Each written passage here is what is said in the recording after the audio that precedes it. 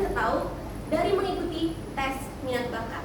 Nah, hasil dari si tes minat bakat ini kalian bisa gunakan untuk membantu kalian dalam memilih jurusan pas SMA, jurusan atau pilihan kuliah, dan hingga arah karir yang sesuai dengan keinginan kalian. Keren gak sih teman-teman? Dari tes yang sederhana, kalian bisa mengetahui masa depan kalian kira-kira mau jadi apa. Keren gak nih teman-teman terdengarnya?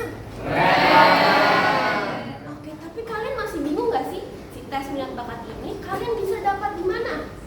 Masih bingung kan? Iya. Oke, ini saya kasih tahu ya teman-teman.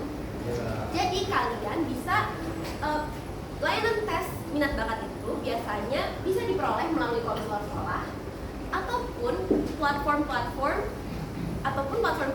khusus pengembangan diri dan institusi psikologi.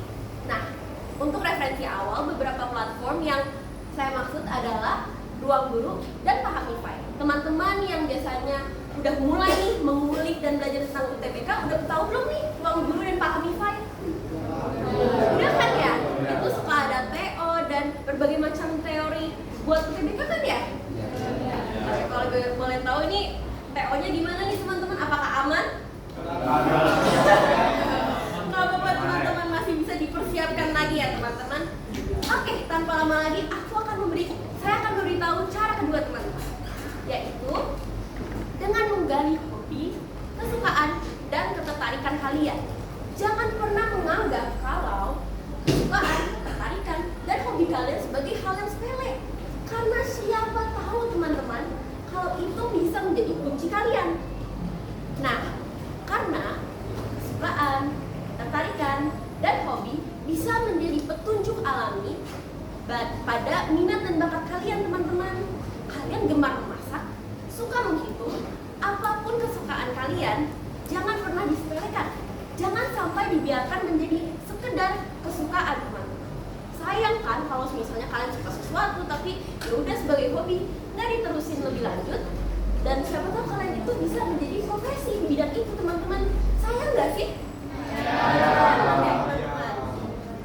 Nah, karena itu teman-teman, kesukaan, ketertarikan, dan hobi kalian perlu dicatat. Mulai mencatatnya ya teman-teman. Lalu kalian mulai tuh memilih mana saja yang paling kalian minati dan yang paling kalian cocok itu teman-teman. Karena otak manusia itu hanya bisa menampung sebagian kecil informasi teman-teman. Gak mungkin kalian mengingat semuanya gak sih teman-teman? Ya kan? Karena itu akan membantu merubah sifat dari informasi dari yang sifatnya tidak permanen menjadi lebih permanen dan mudah diingat. Jadi mulai catat teman-teman. Dan cara terakhir adalah untuk bertanya ke orang lain tentang diri kita. Menurut teori jendela Johari, kita ini semua memiliki blind spot teman-teman. Nah, blind spot adalah faktor-faktor yang diketahui orang lain tapi tidak diketahui diri sendiri. Karena itu teman-teman, kita nggak boleh malu untuk bertanya ke orang lain. Karena siapa tahu dari mendapatkan pandangan mereka, mendapatkan insight, mendapatkan perspektif dari mereka, kita jadi lebih tahu nih kita sukanya apa. Siapa tahu segala kelemahan, kekuatan yang kita miliki yang sebelumnya kita tidak ketahui, itu bisa terkuak dari bertanya kepada mereka. Oke, gimana nih teman-teman? Apakah sudah ada nih gambaran tentang apa yang harus dilakukan untuk mengenali diri lebih lanjut? Sudah ya teman-teman, 3 hal itu yang perlu diingat.